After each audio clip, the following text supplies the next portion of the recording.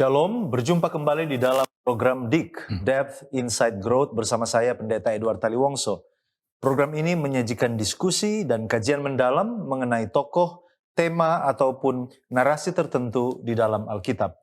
Pada kesempatan ini kita melanjutkan seri The Ten Commandments dan kita sudah tiba pada bagian yang keempat, yaitu hukum yang mengatur tentang mengingat dan bagaimana memelihara kekudusan hari Sabat. Hari Sabat telah menjadi sumber berkat bagi banyak orang. Hari di mana kita memulihkan hubungan dengan Khalik Pencipta. Tetapi bagi sebagian orang ini masih merupakan sebuah kebenaran yang dipertanyakan. Apa kira-kira bukti Alkitabiah di balik hukum ini? Apa tujuan dan manfaatnya? Apakah benar ini diberikan oleh Allah demi kebahagiaan manusia? Saya mengajak pemirsa di rumah untuk berpartisipasi dengan bergabung dengan tayangan ini, baik saudara yang menyaksikan tayangan ini lewat Facebook atau YouTube, disilakan untuk memberikan komentar yang positif seputar pembahasan yang kita angkat pada kesempatan ini. Dan untuk membahas pelajaran kita pada kesempatan ini, kami telah mengundang seorang narasumber. Narasumber kita adalah Pendeta Ilham Syarif, Master of Arts in Ministry. Dalam pengalaman hamba Tuhan ini, dia telah melayani selama 22 tahun dalam pelayanan. Telah menikah dengan Ibu Arlin Rumegang dan diberkati oleh Tuhan dengan 2 orang anak, Krisel dan Rexika. Beliau menamatkan pendidikannya di Adventist International Institute of Advanced Studies Filipina pada tahun 2014 dengan gelar Master of Arts in Ministry, penekanan kepada Islamic Studies. Dan saat ini oleh gereja dipercayakan sebagai Direktur Adventist Mission untuk daerah Conference Manado dan Provinsi Utara. Berlama-lama lagi mari kita sapa narasumber kita. Apa kabar Pendeta Ilham? Baik sekali, terima kasih. Puji Tuhan, Pendeta, terima kasih di tengah-tengah kesibukan mengambil waktu untuk bergabung bersama dengan kami. Terima kasih atas undangannya. Ya. Dan pemirsa di rumah tetaplah bersama dengan kami karena setelah yang satu ini kita akan kembali bersama dengan narasumber kita Pendeta Ilham Syarif tetap di program DIG, Depth Insight Growth. Diskusi dan kajian mendalam mengenai tokoh, tema, atau cerita tertentu di dalam Alkitab. Memberikan motivasi dan bimbingan untuk menggunakan metode yang tepat dalam membaca Alkitab. Selalu saksikan program Depth Insight Growth setiap hari Jumat pukul 19 waktu Indonesia Tengah di YouTube channel Cornelius Media, Bridge to the Truth.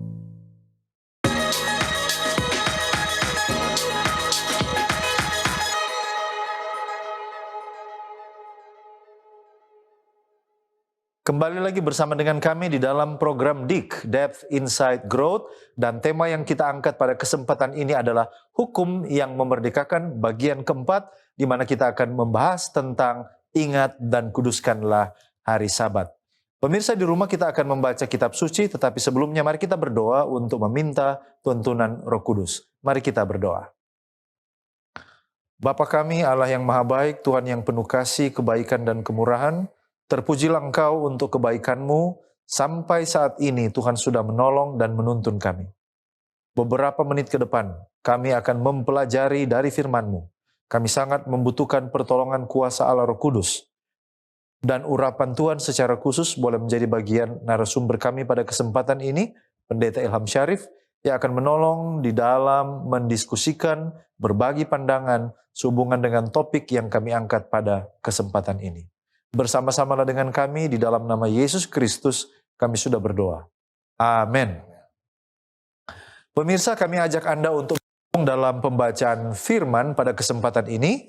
Dan mari kita buka Alkitab kita di dalam Keluaran pasal 20 ayatnya yang ke-8 sampai ayatnya yang ke-11. Kita melanjutkan pembahasan kita dari 10 firman Allah. Keluaran 20 ayat 8 sampai 11. Ingatlah dan kuduskanlah hari Sabat. 6 hari lamanya engkau akan bekerja dan melakukan segala pekerjaanmu. Tetapi hari ke-7 adalah hari Sabat Tuhan Allahmu, maka jangan melakukan sesuatu pekerjaan engkau atau anakmu laki-laki, atau anakmu perempuan, atau hambamu laki-laki, atau hambamu perempuan, atau hewanmu, atau orang asing yang di tempat kediamanmu. Sebab 6 hari lamanya Tuhan menjadikan langit dan bumi, laut dan segala isinya, dan ia berhenti pada hari ketujuh. Itulah sebabnya Tuhan memberkati hari Sabat dan menguduskannya. Demikianlah kita sudah membaca, bacaan kitab suci akan menjadi landasan dari diskusi kita pada kesempatan ini. Dan tanpa berlama-lama lagi, kita langsung kepada narasumber kita, Pendeta Ilham Syarif. Bolehkah dijelaskan tentang latar belakang Allah memberikan hukum ini, dan secara khusus hukum tentang hari Sabat ini? Mungkin konteks ada hubungan dengan waktu, lokasi, peristiwa atau tujuan pemberiannya. Disilakan Pendeta. Oke, baik, terima kasih. Ketika kita membaca latar belakang atau situasi yang terjadi di mana Allah memberikan hukum ini, maka kita akan mendapati kisah yang sangat besar, yang sangat dikenal di dalam sejarah perjalanan bangsa Israel keluar dari masa perhambaan selama 430 tahun di Mesir. Nah, apa yang terjadi di sini? Kalau kita selidiki lebih jauh, sepertinya bangsa ini telah lama dipengaruhi dengan pandangan-pandangan penyembahan berhala yang ada di Mesir. Dan mereka juga memiliki praktik-praktik yang serupa dengan praktik-praktik yang terjadi di Mesir. Itu sebabnya Allah membawa mereka keluar dari tempat ini menuju ke sebuah tanah perjanjian, sebuah tempat yang baru di mana mereka bebas dari semua pengaruh-pengaruh Mesir yang sudah membentuk karakter mereka, yang sudah membentuk kebiasaan-kebiasaan mereka untuk menjadi satu bangsa yang baru. Nah, saat kita membaca di dalam Keluaran pasal yang ke-19, ayat yang pertama disebutkan bahwa hukum ini diberikan setelah mereka keluar dari Mesir selama 3 bulan perjalanan. Jadi ini bukan waktu yang singkat, ini waktu yang panjang. Dan ketika dia diberikan atau hukum ini diberikan, mereka pada saat itu berada di Gunung Sinai dengan satu tujuan, di mana Allah mengukuhkan Israel menjadi sebuah bangsa. Sebelumnya mereka bukan bangsa. Sebelumnya mereka disebut sebagai Bani Yakub atau anak-anak Yakub atau rumah Yakub. Itu dituliskan di dalam Keluaran pasal 19 ayat yang ketiga. Nanti pada ayat yang ke-6, kemudian Allah memberikan sebuah titel atau gelar yang baru kepada mereka. Kapan ini? Setelah mereka menerima hukum Allah, maka kata Allah kepada Nabi Musa, bangsa itu menjadi kerajaan imam dan bangsa yang kudus bagi Tuhan. Nah, jadi hukum ini merupakan sebuah pemberian istimewa yang kemudian menjadi landasan untuk mengubah status mereka.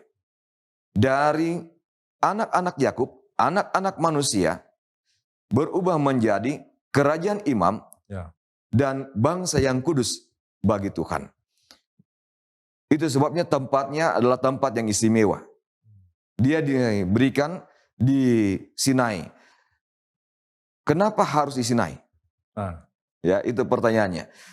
Ternyata Sinai ini adalah tempat yang tinggi, bukan di Padang Sin. Jadi ada Padang Sin, ada Gunung Sinai. Nah, ini merupakan tempat yang tinggi, sementara ketika mereka berada di Mesir itu tempat yang rendah. Jadi secara pandangan rohani kita mendapati sebuah pembelajaran bahwa Allah sementara menuntun mereka keluar dari tempat yang rendah ke tempat yang tinggi. Dari status yang rendah, budak, menjadi kerajaan, para raja. Dari status yang rendah, bangsa yang terbuang, bangsa yang tertindas, menjadi bangsa yang kudus, pemimpin seluruh bangsa. Pada saat itu, mereka kemudian keluar dari ungkapan khusus yang disebut dengan goyim, atau bangsa-bangsa biasa, atau bangsa-bangsa kafir, bangsa-bangsa yang tidak mengenal Allah, menjadi bangsa Israel, umat kepunyaan Allah. Nah, itu barangkali yang bisa saya berikan. Luar biasa. Jadi memang dari latar belakang kita sudah bisa melihat bagaimana tujuan daripada Allah ingin mengangkat derajat mereka dari budak menjadi sebuah bangsa yang besar. Luar biasa. Nah, Pendeta, pertanyaan selanjutnya adalah, apakah ada indikasi bahwa hukum hari Sabat yang kita bicarakan, hukum keempat ini, sudah ada bahkan sebelum Sinai? Apakah memang Alkitab menceritakan atau nanti diperkenalkan pada peristiwa Sinai ini? Bagaimana pendeta Ya, melihat? baik, terima kasih. Memang banyak sampai sekarang para teologian berpikir dan menyimpulkan bahwa hukum itu nanti diberikan pada Sinai. keadaan di Sinai. Ya. Dan memang benar secara sejarah hukum nanti ada di Sinai. Ya. Nah, pertanyaannya adalah hukum apa? Apakah hukum ini benar-benar nanti ada di Sinai atau hukum ini sudah ada sebelumnya? Ya. Kalau kita membaca Alkitab dengan seksama, maka kita akan mengakui pernyataan para teologian mengatakan bahwa yang disebut dengan 10 hukum memang nanti ada di Sinai. Ya. Namun cikal bakalnya sudah ada jauh sebelum di Sinai. Oke. Bagian pertama yang kita bisa pelajari bahwa sebelum hukum keempat atau hukum Sabat itu diberikan dalam bentuk hukum tertulis di Sinai pada Keluaran pasal 20 ayat 8 hingga ayat 11. Ternyata di dalam Keluaran pasal 16 sudah ada pemeliharaan Sabat yang dinyatakan oleh Nabi Musa kepada bangsa Israel. Sebelum mereka dilembagakan atau sebelum hukum ini dilembagakan, hukum-hukum dilembagakan, mereka sudah mengenal adanya aturan-aturan yang mengikat mereka dengan Allah mereka. Itu sebabnya bangsa ini sangat mengerti dan memahami bagaimana caranya hidup di dalam kekudusan, bagaimana mereka menghormati Allah mereka, dan bagaimana mereka bisa mengenali Allah mereka. Allah mereka berbeda dengan Allah-Allah yang lain yang ada di Mesir. Sehingga ketika mereka berseru, mengungkapkan keluh kesah mereka tentang penderitaan yang mereka alami, mereka tidak berseru kepada ilah-ilah lain yang ada di Mesir. Tapi mereka berseru kepada Allah mereka. Siapa Allah mereka dan bagaimana mereka mengenalinya? Di dalam Keluaran pasal 16 ini, Musa kemudian mengingatkan kepada bangsa Israel agar mereka mempersiapkan diri bahwa besok ada hari Sabat. Sabat, hari yang kudus bagi Tuhan. Itu di dalam ayat 1 sampai ayat yang ke-35. Ayat 23 dan ayat yang ke-30 merupakan pernyataan resmi dari Nabi Musa ketika bangsa ini mengalami kelaparan dan Allah memberi mereka makan dengan manna. Dia pun mengungkapkan bahwa manna ini boleh mereka pungut setiap hari, tapi pada hari yang ke-7 ada perbedaannya. Mereka tidak boleh memungutnya. Tapi mereka harus memungut yang kebutuhan mereka pada hari ke-7, pada hari ke-6. 2 kali lipat sesuai dengan kebutuhan mereka. Pada hari yang ke-7 mana tidak turun. Pertanyaan yang kita bisa ajukan adalah kenapa mana tidak turun padahal bukankah itu hari istimewa? Ya kan? Seharusnya pada hari istimewa mana turun lebih banyak. Yang kedua, bukankah itu hari Tuhan? Kalau hari Tuhan seharusnya itu merupakan hari berkat. Tapi kok mana tidak turun? Apa indikasi yang diberikan di sini? Tuhan ingin mengajar bangsa Israel bahwa hari Sabat itu bukanlah hari untuk kepentingan pribadi manusia. Tapi hari untuk kepentingan Allah. Hari ini adalah hari kemerdekaan bagi bangsa Israel. Sebagai bangsa yang baru, sebagai kerajaan Allah di bumi. Hari ini harus mereka kumandangkan kepada semua orang, kepada seluruh dunia, bahwa tidak ada satupun yang boleh melakukan pekerjaan kepentingan diri mereka sendiri, selain membuat perayaan, di mana Allah telah memerdekakan mereka dari penindasan, dari perbudakan bertahun-tahun. Allah telah memberikan kepada mereka sebuah status yang baru, di mana mereka bergantung sepenuhnya kepada persediaan Allah. Dan hari itu tidak boleh melakukan upaya untuk mencari nafkah, melalui memungut manna, dan bahkan upaya mempersiapkan diri untuk bertemu dengan Tuhan. Karena hari itu adalah hari untuk merayakan pertemuan mereka dengan Tuhan. Pertemuan dengan Tuhan. Itu yang dibuat dan terjadilah banyak perkara yang memperkaya pengalaman mereka. Mereka berusaha untuk menyamakan hari Sabat dengan hari-hari kemarin. Mereka keluar untuk memungut manna, tapi mereka tidak mendapatinya. Ada yang memungut lebih, tapi kemudian menjadi busuk. segala sesuatu hanya cukup untuk mereka satu hari itu. Ya. Dengan kata lain bahwa Allah mencoba untuk mengajar mereka sebuah kedisiplinan. Apa yang Tuhan perintahkan tidak boleh dilebihkan, tapi juga tidak boleh dikurangi. Ya. Tepat seperti Harus Tuhan. tepat seperti yang Tuhan inginkan. Ya. Nah, ini yang diberikan kepada bangsa Israel. Dan mereka ternyata mengikutinya. Kalau begitu, berarti hukum Sabat ini hanyalah sebuah penegasan kepada mereka sebagai sebuah ikatan bangsa yang kudus bagi Allah. Maka ini merupakan sebuah ketentuan mendasar sebagai sebuah negara. Ya. Dan ini mengikat mereka sebagai warga negara. Ya. Ketika mereka menyebut diri mereka Israel, maka wajib untuk menguduskan hari Sabat. Nah, apakah ini juga mungkin yang membuat hari Sabat itu berbeda? Karena di dalam versi bahasa Indonesia semua dimulai dengan kata jangan, tetapi ini dimulai dengan kata ingat. Sepertinya sesuatu yang sudah pernah disampaikan di masa yang lalu. Seperti pendeta katakan tadi, ini hanyalah penegasan. Penegasan, bahwa mereka sekarang status mereka sebagai bangsa yang telah dibebaskan dari perhambaan. Iya. Jadi kalau kita melihat ungkapan ayat di dalam hukum ini, Keluaran pasal 8, pasal 20 ayat yang ke-8 sampai ayat yang ke-11, kita dapati ungkapan bahwa ini merupakan sebuah pencerminan dari apa yang telah dibuat Allah jauh sebelumnya. Benar. Nah, apa sih yang dibuat oleh Allah jauh sebelumnya? Penciptaan. Penciptaan. Ya. Berdasarkan pada ayat yang ke-11, ini sebanding dengan ungkapan di dalam Kejadian pasal 2, ayat 1 sampai ayat yang ke-3. Yang menjadi pertanyaannya kemudian adalah, ngapain Allah capek-capek menciptakan hari Sabat atau berhenti pada hari Sabat? Kan Allah itu tidak terbatas, Allah itu tidak lelah, Allah itu tidak membutuhkan istirahat. Tapi kenapa dia berhenti dari semua aktivitasnya dalam penciptaan pada hari itu dan menjadikan itu keharusan bagi kita umat manusia? Dalam banyak pandangan, saya ingin menyampaikan satu hal yang sedikit berbeda. Kenapa Allah berhenti pada hari ke-7?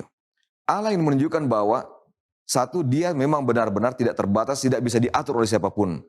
Tetapi dia merupakan sebuah pencerminan dari segala sesuatu, termasuk manusia. Itu sebabnya ketika dia menciptakan manusia, dia merancang manusia menurut gambar dan citranya. Untuk bisa menunjukkan atau memperkenalkan kepada dunia bahwa kita ini benar-benar manusia ciptaan Allah menurut gambar dan rupanya, maka kita harus melakukan sebuah duplikasi tentang Allah kita. Jadi Allah berhenti pada hari ke-7 tanpa mempertimbangkan alasan-alasan apa yang ada terjadi pada dirinya. Hanya berhenti aja. Maka manusia tidak boleh mempertimbangkan apa untung ruginya pada hari Sabat. Karena Allah berhenti, dia gambar dan citra Allah, pantulan Allah, maka dia harus berhenti. Itu bagian pertama. Tapi ternyata Allah berhenti memiliki tujuan. Memiliki tujuan. Nah, apa tujuannya? Tujuannya adalah untuk memperkenalkan kepada seluruh umat manusia bahwa saya adalah pencipta. Dan manusia adalah ciptaan. Maka pada hari itu, kalau Allah sendiri berhenti dari semua pekerjaannya, untuk menunjukkan kepada dunia bahwa dia adalah pencipta, berarti dia menuntut sebuah penyembahan. Maka seluruh umat manusia yang diciptakan wajib menyembah Allah pada hari itu. Nah, itu sebabnya pada konteks Yesaya pasal 66 ayat 22 sampai ayat 23 disebutkan bahwa bulan berganti bulan, Sabat berganti Sabat, semua umat manusia akan datang sujud menyembah kepada Allah. Diperkenalkanlah kepada kita bahwa hari Sabat ini adalah hari penyembahan kepada Allah. Ketika seseorang menyembah kepada Allah, hanya ada dua perkara yang terjadi di situ. Satu, Allah menjadi Tuhan, Adonai, sementara kita menjadi hamba, yaitu Eved, abdi. Penyembahan yang kita buat namanya penyembahan, ini ada pada kata sembah, berarti merendahkan diri. Di dalam konsep abdi berarti ada pengabdian. Menyerahkan diri sepenuhnya kepada Tuhan. Dalam semua aturan-aturan yang Tuhan tetapkan. Maka dia menjadi Allah dan kita menjadi hambanya. Nah, ini konteks yang Allah ingin berikan kepada kita. Itu sebabnya pada saat manusia berdosa, di dalam Kejadian pasal 3, ada polemik yang terjadi. Kenapa? Karena pada ayat 1 sampai ayat yang ke-8, Allah tidak ada di antara manusia. Ya. Mereka mudah tergoda oleh iblis. Mereka jatuh dalam dosa. Ya. Mereka memakan buah yang dilarang Allah untuk dimakan. Pertanyaan, di mana Allah? Ya kan? Jadi kalau kita mau baca baik-baik, maka kita akan dapati bahwa Allah pada masa itu sibuk dalam pekerjaannya. Dia tidak bersama-sama manusia secara fisik. Tapi pada ayat yang ke-9, Allah kemudian datang di dalam taman. Ya. Kenapa Allah bisa datang pada dalam taman, sementara di hari lain Allah tidak ada? Karena pada hari itu adalah hari Sabat. Oh. Dan Allah sedang melepaskan semua kepenatan, semua kesibukannya, datang ke dalam taman untuk menikmati persekutuan hubungan dengan ciptaannya. Ya. Nah, pada saat itulah, maka Adam dan Hawa mendapatkan pertolongan Allah, penghiburan Allah, dan kasih karunia Allah melalui pengampunan dan penebusannya. Oh. Nah, itu yang menjadi inti kenapa harus mengingat hari Sabat. Ya. Ternyata pada hari Sabat perkara besar ini dibuat oleh Allah di Sejak dari Taman Eden. Taman Eden, dan ini juga yang sementara akan dia lakukan terus-menerus di zaman sekarang. Amin. Luar biasa. Puji Tuhan untuk jawaban yang telah kita dengar, dan saya yakin kita masih terus bersemangat untuk masuk lebih dalam. Kita akan juga melihat ke perjanjian baru, ajaran Yesus, lalu Rasul Paulus, bagaimana perintah tentang hari Sabat ini diteguhkan atau dikuatkan atau diajarkan kembali oleh Yesus Kristus. Dan sebelum kita lanjutkan, kita akan mendengarkan pesan-pesan rohani berikut ini. Tetaplah bersama dengan kami.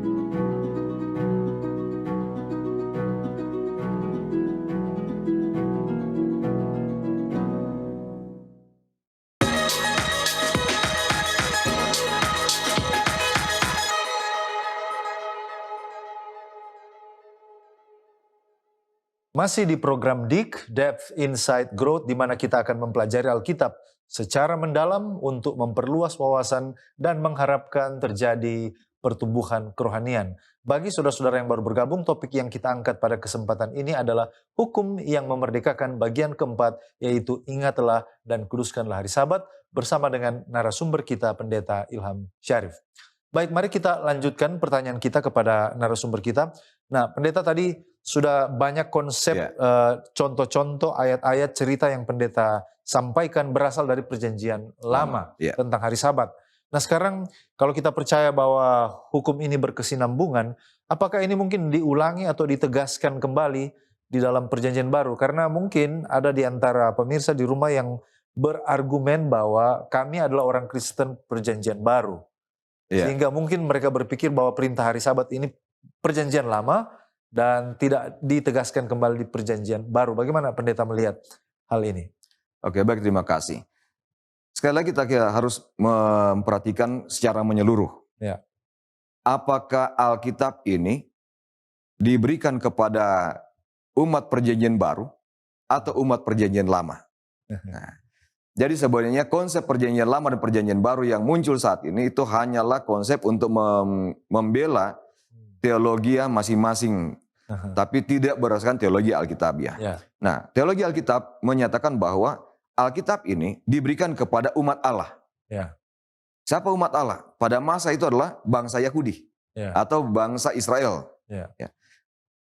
Kalau bangsa Israel dan bangsa Yahudi adalah umat Allah, lalu kemudian kitab suci ini diberikan kepada mereka, maka semua yang mereka hidupkan pada masa itu, itulah juga yang harus menjadi model kehidupan kita saat ini. Teologi yang ada pada mereka, itulah teologi kita saat ini. Kita tidak bisa menciptakan teologi baru.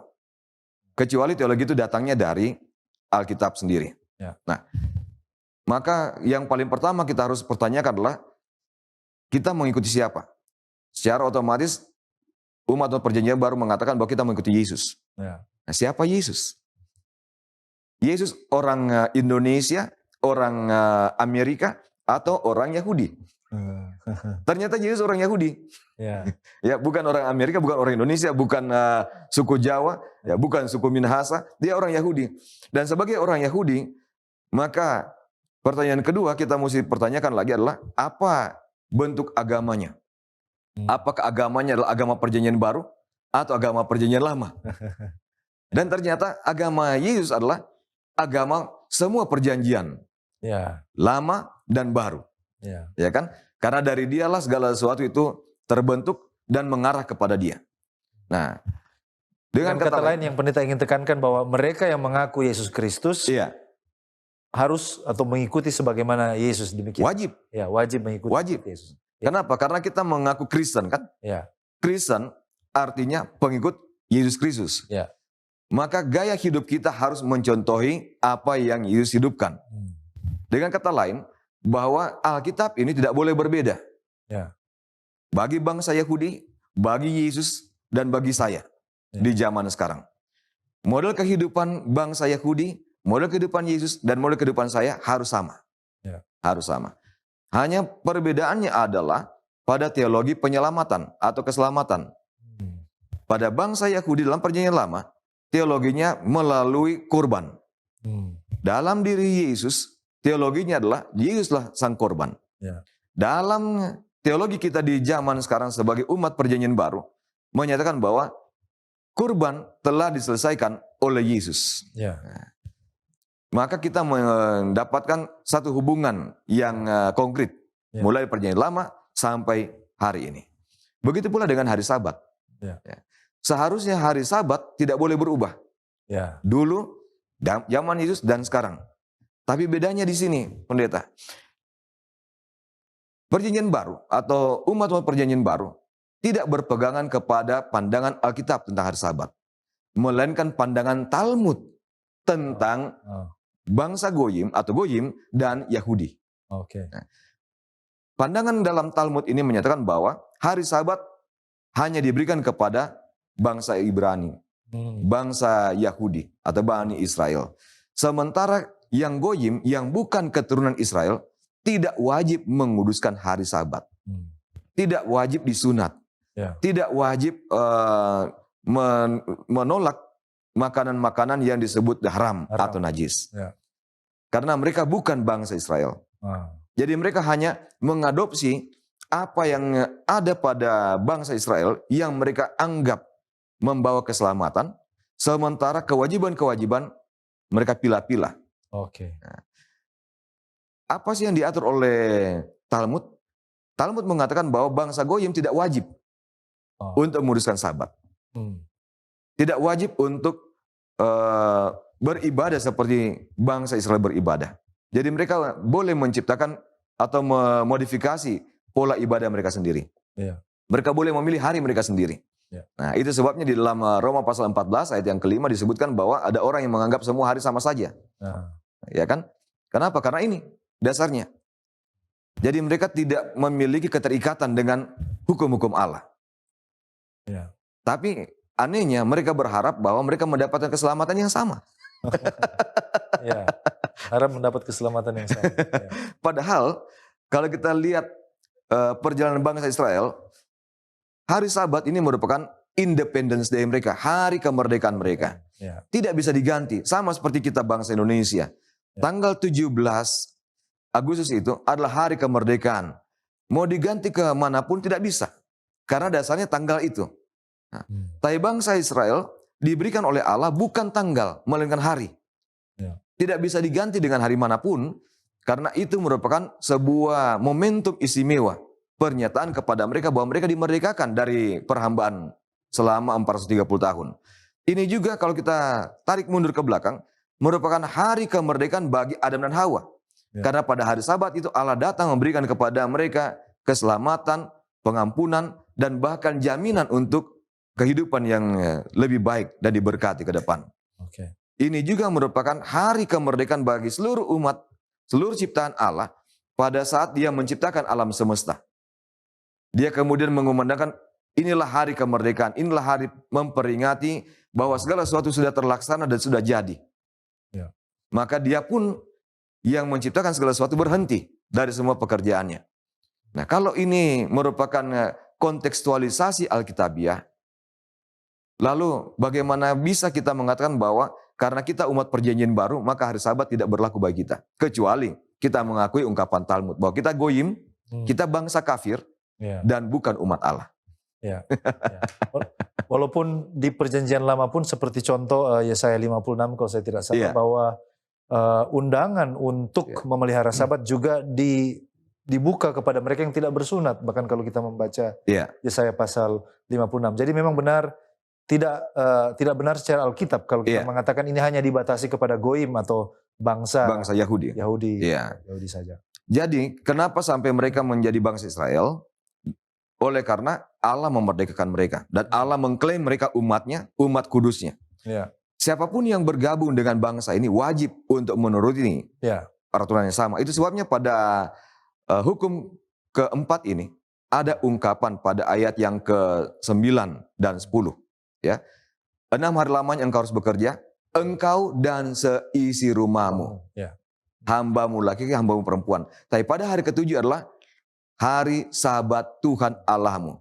Jangan melakukan pekerjaan apapun itu. Baik kamu, orang-orang seisi rumahmu, siapapun yang menginap di rumahmu, para hambamu laki-laki, hambamu perempuan. Bahkan ini diatur, bahkan hewan tidak boleh pekerjakan pada hari Sabat. Dengan kata lain bahwa saat kita masuk dalam keluarga bangsa Israel, ini mengikat dan wajib. Meskipun kita goyim. Kita bukan keturunan Israel secara darah. Betul. Seperti itu. Nah, lalu dalam perjanjian baru apakah ini mengikat? Ini mengikat. Mari kita lihat di dalam Ibrani pasal yang keempat ayat yang ke-9. Jadi masih tersedia satu hari perhentian, hari ke-7 bagi umat Allah. Nah, lihat ungkapan tata kalimatnya. Hari ke-7 hanya bagi umat Allah. Mereka yang tidak mengaku umat Allah memang siap, silakan untuk menguruskan hari yang lain. Tapi bagi umat Allah, ini disediakan oleh Allah.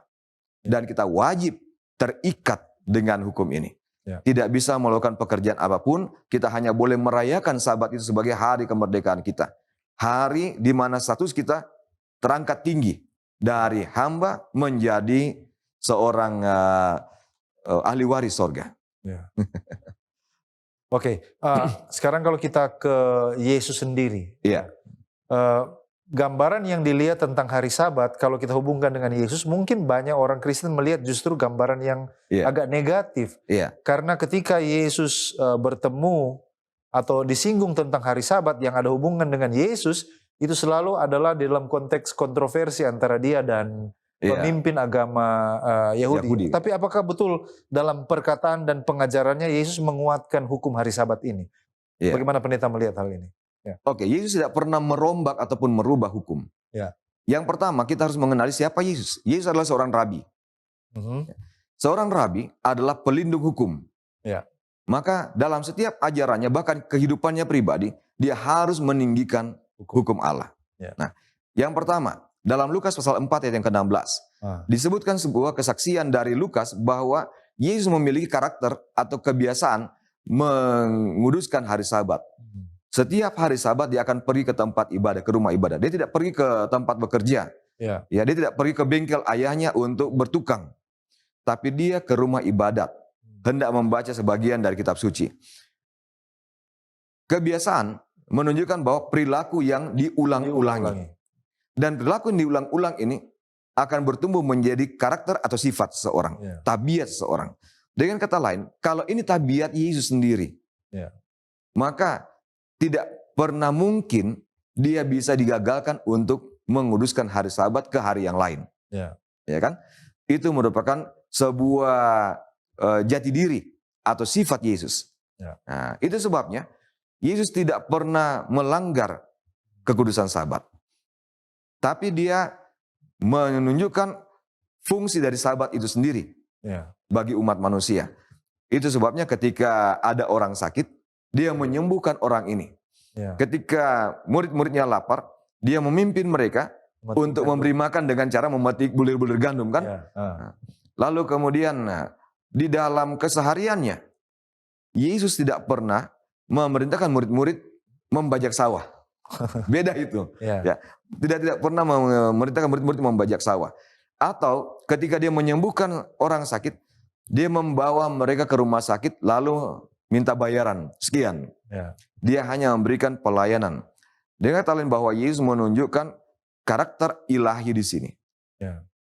Hari Sabat Allah memberikan pelayanan istimewa kepada kita. Ya. Dia datang memulihkan kita, menyembuhkan kita, memberikan kita makan. Ya. Pada saat kita tidak bisa menyediakannya. Ya. Dan hari ini merupakan sebuah hari yang sama seperti ketika dia mengajar bangsa Israel di padang gurun selama 40 tahun. Ya. Mulai dari keluar dari Mesir, saat mana pertama diturunkan sampai ketika mereka tiba di perbatasan tanah Kanaan. Ya. Allah memberi mereka makan makanan yang sama dengan cara yang sama. Hari ke-6 2 kali lipat. Hari ke-7 tidak turun apa-apa. Tetapi mereka terpelihara sepanjang 40 tahun. 40 tahun, luar biasa. Ya. Jadi sangat luar biasa ternyata Yesus Kristus sendiri menguatkan hukum ini. Iya. Ya. Dan ini cocok dengan tema kita bahwa ini adalah hukum yang memerdekakan, bukan membelenggu. Bukan. Ya. Luar biasa pendeta, dan masih ada beberapa lagi pertanyaan yang harus kita gali, namun kita akan lihat kembali beberapa pesan rohani berikut ini. Tetaplah bersama dengan kami.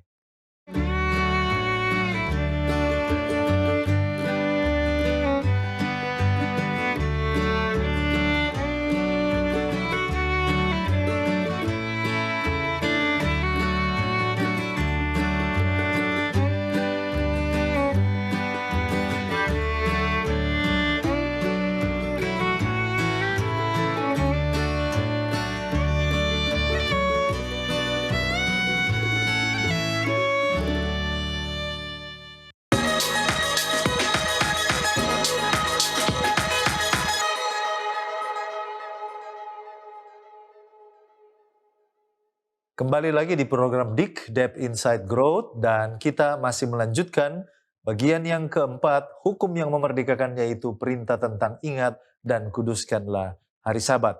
Telah banyak yang sudah kita dengarkan dari narasumber kita pada kesempatan ini adalah Pendeta Ilham Syarif. Nah, Pendeta, ada satu hal lagi yang unik tentang hari Sabat. Nah, ini sesuai dengan disiplin ilmu yang mungkin Pendeta geluti, yaitu tentang hari Sabat disinggung di dalam kitab suci agama yang lain. Iya.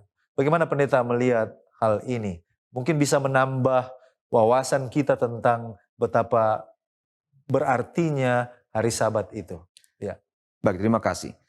Jadi yang paling pertama, yang paling banyak mencatat tentang hari Sabat ini adalah kitab suci umat Islam, yaitu Al-Quranul Karim. Yang pertama, di dalam surah Al-A'raf ayat yang ke-54, disebutkan di sana bahwa inna rabbakumullahu allazi khalaqas samawati wal ardi fi sittati ayyaum tsumma stawaa al ars. Jadi sesungguhnya inilah Tuhan Allahmu. Itu dia yang telah menjadikan langit dan bumi dalam 6 hari. Kemudian ia bersemayam di atas ars. Penciptaan sama. Iya. Jadi kemudian dia bersemayam di atas ars. 1 minggu semua agama mengakui bahwa ada 7 hari. 7 hari. Jadi kalau Allah mencipta 6 hari, berarti hari keberapa dia di atas ars? Hari ke-7. Setelah hari ke-6.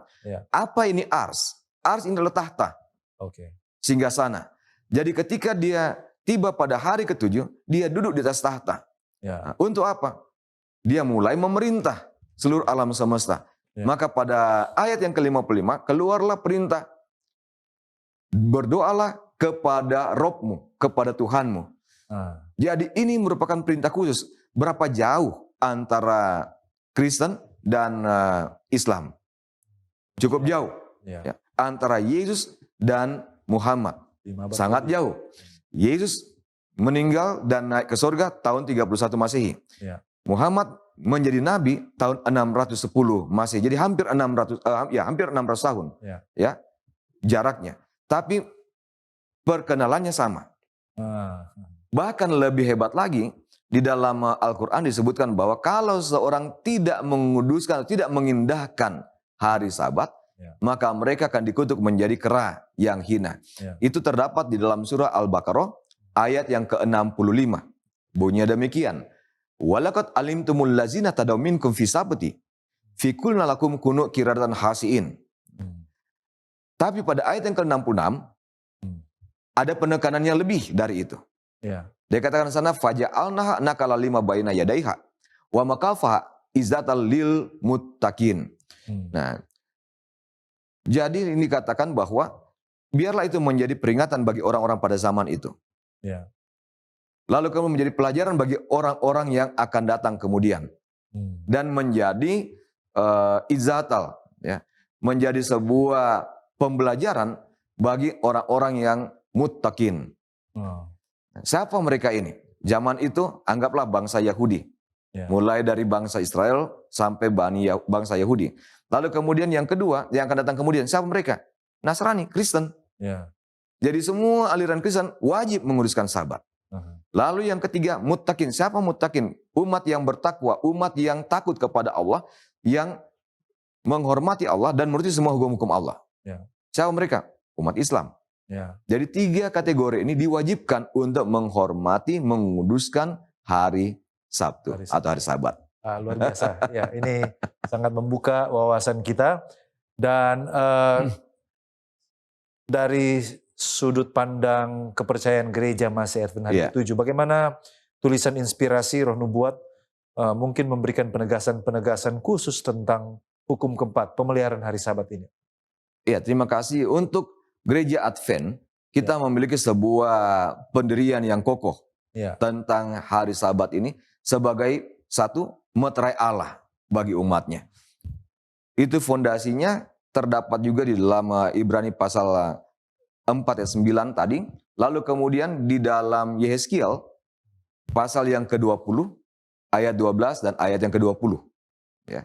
Jadi hari Sabat itu kuberikan kepada kamu untuk menjadi peringatan antara aku dan kamu, supaya orang mengetahui bahwa akulah Tuhan Allahmu yang menguduskan kamu. Jadi ada dua perkara. Satu, orang mengenal siapa dia sebagai Allah kita. Yang kedua, sebagai pengudus kita. Yang mengistimewakan kita, yang memerdekakan kita.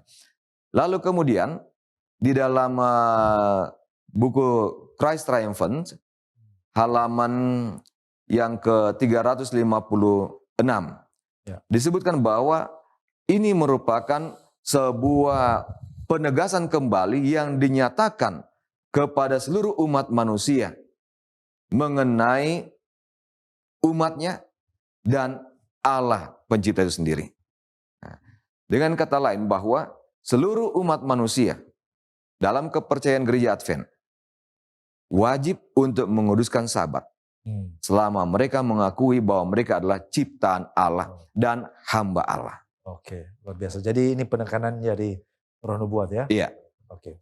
Nah, pendeta, selanjutnya adalah tentang dalam pelayanan tentu ada begitu banyak pertanyaan, apakah ini boleh, tidak boleh, hari Sabat. Nah, dalam pelayanan dan pengamatan pendeta sebagai seorang pelayan, kira-kira hal-hal apa saja yang dilakukan oleh umat di zaman modern ini yang kita perlu berawas-awas, berhati-hati, yang bisa saja mungkin tanpa sadar adalah pelanggaran terhadap hukum Sabat ini. Ya, bagaimana pendeta dalam pengamatan pelayanan sehari-hari ya?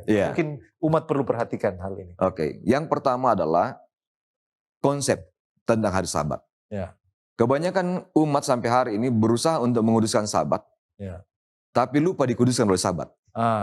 Itu bagian pertama ya. Apa maksudnya dikuduskan oleh Sabat? Kita mesti memahami bahwa yang pertama, hari Sabat itu adalah Independence Day, hari kemerdekaan. Itu adalah hari peringatan bahwa kita sudah dimerdekakan. Nah, sehingga kalau kita masuk pada hari Sabat ini, kita tidak boleh menggerutu, tidak boleh mengeluh, tidak boleh merasa susah, tidak boleh merasa tertekan. Ini merupakan hari yang penuh sukacita. Itu sebabnya perlu perayaan. Jadi Sabat itu harus dirayakan. Untuk bisa membuat perayaan, perlu persiapan. Kegagalan membuat persiapan, membuat kita gagal merayakan Sabat. Kegagalan merayakan Sabat, membuat Sabat kehilangan makna sesungguhnya. Maka kita tersesat di jalan yang benar. Tersesat di jalan yang benar. Itu bagian pertama tentang hari Sabat. Itu sebabnya Yesus tidak pernah mengeluh ketika Sabat tiba. Dia selalu senang, dia selalu berbahagia, dan dia siap untuk melayani, memberkati semua orang. Sebab dia sendiri mengalaminya. Bahwa Sabat ini adalah hari yang penuh sukacita. Hari yang penuh kebanggaan dan kebahagiaan. Dan yang kedua, yang perlu kita pahami adalah bahwa hari Sabat itu merupakan hari di mana kita dilatih memasuki dunia baru. Oke, persiapan ya. Ya, dilatih. Dilatih. Jadi ini bukan persiapan. Ini merupakan sebuah pengecapan sebelum menikmati dunia baru yang asli. Iya. Nah, itu sebabnya dalam Yesaya pasal 66 ayat 22 sampai 23 tadi, Oke. ayat ini dimasukkan di sana.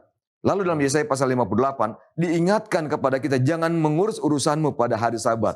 Ya, tapi sebutkanlah itu sebagai hari sukacita. Nah, ini dia. Bagaimana mungkin kita tiba di sorga?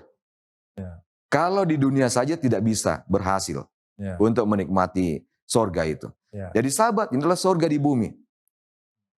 Semua yang mau masuk sorga, kekekalan di langit, harus menikmati Sabat di bumi. Dari mana fondasinya? Ya, kita mesti baca kembali Kolose pasal 1 ayat yang ke-13. Bahwa setiap orang yang telah menerima Yesus sebagai Tuhan dan Juru Selamat pribadi mereka telah dipindahkan dari kuasa kegelapan, kerajaan kegelapan, ke dalam kerajaan anaknya yang kekasih, yaitu kerajaan Kristus. Itulah sorga. Ya. Dan pada saat yang sama dalam Filipi pasal yang ketiga 20 kita dapati kewarganegaraan kita di dalam sorga. Ya. Nah, bagaimana kita menikmati sorga di langit kalau sorga di bumi kita tidak mampu nikmati? Ya. Itu sebabnya perlu latihan. Dan latihan ini bukan waktu yang pendek. Bangsa Israel saja 20 tahun loh. Sebelum masuk ke tanah Kanaan, tanah perjanjian. Ya. Kita seumur hidup sebelum masuk dalam tanah perjanjian surgawi. Ya. Yang dimaksud dengan hari Sabat. Lalu yang ketiga, hari Sabat juga ini merupakan sebuah penghakiman bagi kita dan bagi seluruh umat manusia. Itu sebabnya dituliskan peringatannya di dalam kitab Wahyu pasal 14 ayat 6 dan 7. Ya. Kan kemudian aku melihat seorang malaikat lain terbang di tengah-tengah langit, padanya ada Injil Allah yang kekal untuk diberitakannya kepada seluruh bangsa, bahasa dan kaum. Ya. Takutlah akan Allah, sebab telah tiba hari penghakimannya. Lalu apa penekanannya? Sembahlah Dia yang telah menjadikan langit dan bumi dan laut dan semua mata air. Dengan kata lain, bahwa penekanan tentang hari Sabat ini adalah penekanan penghakiman kepada seluruh umat manusia. Allah sedang menghakimi. Allah sedang duduk di atas tahtanya. Sama seperti ungkapan Al-Quran tadi. Ya. Sedang duduk di atas tahtanya. Waktunya untuk menyembah Allah. Ya. Seluruh umat manusia, semua penciptaan Allah harus menyembah Allah. Kalau tidak, sesuai dengan ungkapan surah Al-Baqarah 65 tadi, mereka cuma kera. Tidak punya intelektual, tidak punya wawasan tentang siapa yang menciptakan mereka. Ya. Mereka hanya bisa menikmati hidup, berjalan dengan dua kaki, memegang segala sesuatu, mengerjakannya dengan dua tangan, ya, punya keinginan, punya nafsu, tapi tidak punya kesadaran untuk menyembah Allah.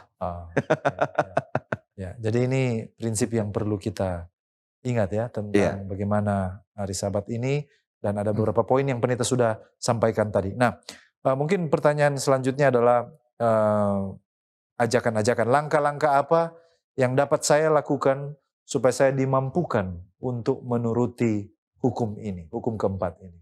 Ya, jadi yang paling pertama kita mesti sadar apa kita sudah diselamatkan atau belum. Ya. Ketika seorang menyadari bahwa dia sudah diselamatkan melalui jasa kematian Yesus Kristus sebagai kasih karunia Allah, maka pada saat itu mereka juga harus menyadari bahwa mereka sudah dipindahkan dari dunia dengan semua kegelapannya ke dalam kerajaan Allah dengan semua kebenarannya. Ya. Pada saat mereka berpindah dimensi seperti ini, maka bagian ketiga, mereka juga harus mengakui kewarganegaraan mereka bukan di dunia, tapi di sorga. Maka karakter mereka bukan lagi karakter dunia, melainkan karakter sorga. Sama seperti Tuhan Yesus memiliki karakter sorgawi. Sehingga setiap Sabat, dia akan menguduskan dirinya bagi Allah. Dan Allah menguduskan dia bagi dirinya. Pada saat itu terjadi, maka kita bukan terbebani dengan hari Sabat. Hati kita akan penuh dengan sukacita. Kita akan memiliki sebuah keyakinan bahwa kehidupan kita di dunia telah mencapai tujuannya, yaitu keselamatan dan kemenangan sejati. Pada saat yang sama, maka mengalirlah sukacita besar dari kehidupan kita untuk merayakan hari ini. Ya. Dengan pelayanan-pelayanan, dengan pujian-pujian, bahkan tidak lupa dengan makanan dan minuman. Yang nikmat. Ya. Karena ini adalah sebuah perayaan. Ya, luar biasa. Jadi kita melihat saudaraku sesuai dengan tema, mungkin kita tidak terlalu menekankan kepada do's and don'ts ya. Ya. Apa yang boleh dan tidak boleh pada hari Sabat, tapi melihat hukum ini sebagai hukum yang memerdekakan. Ya. Sesuatu yang diberikan sebagai berkat, sesuatu yang diberikan untuk dirayakan. Sama seperti Benar. seorang penulis Kristen mengatakan, seringkali kita terlalu sibuk menghindar neraka dan lupa merayakan perjalanan ke sorga. Ya. Dan demikian juga bagaimana kita melihat hari Sabat itu sebagai sebuah berkat hukum yang memerdekakan. Nah, pendeta, sungguh sangat menarik diskusi dan pendalaman kita pada kesempatan ini. Dan saya percaya kita semua sangat terberkati lewat program ini. Namun memang karena waktu kita yang terbatas, maka kita tiba kepada rangkuman pembahasan. Sebagai kesimpulan dari pembahasan kita, closing statement yang pendeta mungkin bisa sampaikan, bagikan kepada pemirsa di rumah. Baik, terima kasih. Hukum hari Sabat ini memang benar dilembagakan menjadi hukum nanti di Sinai. Ya. Tetapi sejak dari awal ini merupakan sifat dari Allah. Ya. Di mana Allah menyatakan dirinya sebagai pencipta dan kita dinyatakan sebagai ciptaan yang wajib menyembah pencipta. Ini dimulaikan di Eden. Ya. Di mana manusia menikmati kebahagiaan mereka, kemerdekaan mereka, dan sukacita mereka. Tapi dosa merusak hubungan ini. Lalu kemudian Allah memulihkannya dengan memulihkan prinsip dan makna Sabat dalam pemahaman Adam dan Hawa. Ya. Melalui pertemuannya dengan manusia, memberikan pengampunan, memberikan kasih karunia, memberikan janji untuk keselamatan bagi keturunannya sekalipun. Ketika bangsa Israel mendapatkan janji, tapi kemudian mengalami fluktuasi pasang surut iman di tanah Mesir, Allah kembali memulihkan mereka melalui kasih karunia dengan memberi makan mereka, memelihara mereka, bahkan memberikan kepada mereka sebuah peneguhan melalui hari Sabat.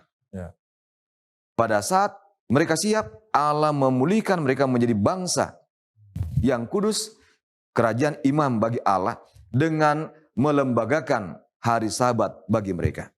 Pada saat yang sama, ketika bangsa ini meninggalkan Allah sekali lagi, dan kita dipilih oleh Allah menjadi bangsa Israel rohani, kerajaan imam rohani Allah, maka hukum ini dilembagakan kembali di dalam kehidupan kita melalui Yesus Kristus yang menjadi juru selamat kita, teladan kita, dan model kita. Sama seperti dia menjadi model dari Allah. Untuk bisa menciptakan kembali gambar dan rupa Allah yang hilang dari manusia, maka Sabat ini memiliki peranan penting. Amin. Setiap orang yang masuki Sabat, mereka sementara diingatkan dan disadarkan bahwa mereka sudah tiba di dalam perjanjian, sudah ada di dalam perjalanan menuju sorga. Oleh karena itu, mereka wajib untuk menguduskan diri mereka. Mereka wajib untuk menguduskan hari Sabat dan dikuduskan oleh Sabat ini. Mereka wajib dipoles menjadi pribadi yang benar-benar ahli waris sorga.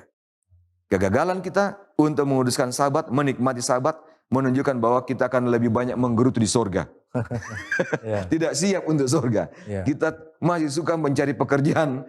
Sementara di sorga tidak ada pekerjaan-pekerjaan di dunia seperti yang kita buat saat ini.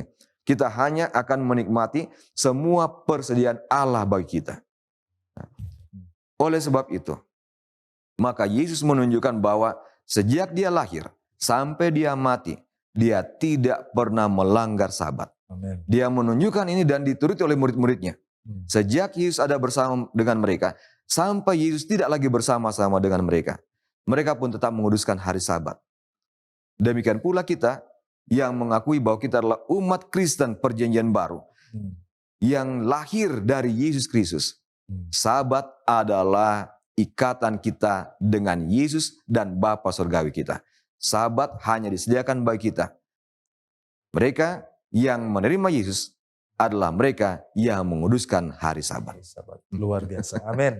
Terima kasih pendeta, dan bolehkah pendeta mendoakan diskusi kita dan juga pemirsa di rumah yang menyaksikan tayangan ini. Silakan. Baik, mari kita satu dalam doa. Haleluya, haleluya.